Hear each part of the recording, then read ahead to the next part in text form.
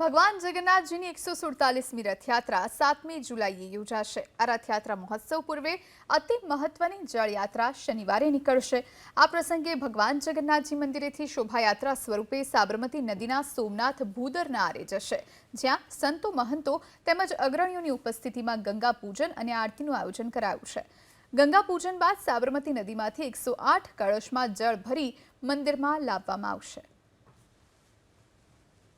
સૌ કોઈ આતુર છે જેના આગમનને લઈને, સૌ કોઈ વ્યાકુળ છે જેમના વધામણા લેવા માટે। એ ભગવાન જગન્નાથજીની પ્રારંભિક વિધિ સમયે આવતીકાલે નીકળશે નિજ મંદિરથી જળયાત્રા, અને આ જળયાત્રા જે સાબરમતી સોમનાથનો જે ભૂદરનો આરો છે ત્યાં પહોંચશે ને અહીં આગળ વિધિવત રીતે અહીં ગંગા પૂજન કરવામાં આવતું હોય છે। મોટી સંખ્યામાં હરિભક્તો પણ જોડાતા હોય છે અને અહીં ગંગા પૂજન કરવામાં આવે છે અને પવિત્ર નદીનું જે જળ છે તે કળશમાં ભરવામાં આવે છે, કારણ કે જ્યારે પણ યાત્રા નીકળતી હોય છે ત્યારે 108 કળશ સાથે આ યાત્રા નીકળતી હોય છે અને આ જ પવિત્ર જળથી ભગવાનનો જ્યેષ્ઠાભિષેક કરવામાં આવે છે। જો કે સાબરમતી નદીને કશ્યપી ગંગા કહેવામાં આવે છે અને એટલા જ માટે ગંગા પૂજન અહીં વિધિવત રીતે કરવામાં આવે છે। ત્યારે આપ જોઈ શકો છો અહીં આગળ જેટલા પણ લોકો ઉપસ્થિત રહેશે, જે હરિભક્તો ઉપસ્થિત રહેશે, આ સિવાય આમંત્રિત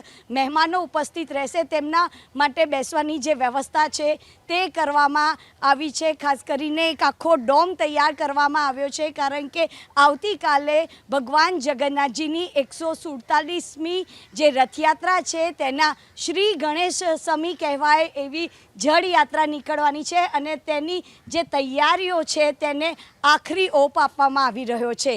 કેમેરામેન કૃણાલ ભાવસાર સાથે રાજલ બારોટ, ABP અસ્મિતા, અમદાવાદ।